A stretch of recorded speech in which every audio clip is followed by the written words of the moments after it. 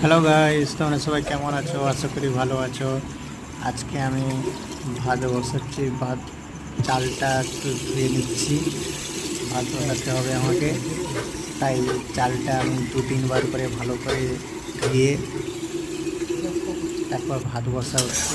আজকে কীরকম রান্না করি তো সবাইকে দেখাবো। তো সবাই ভালো লাগলে একটু লাইক কমেন্ট শেয়ার করে দেবেন।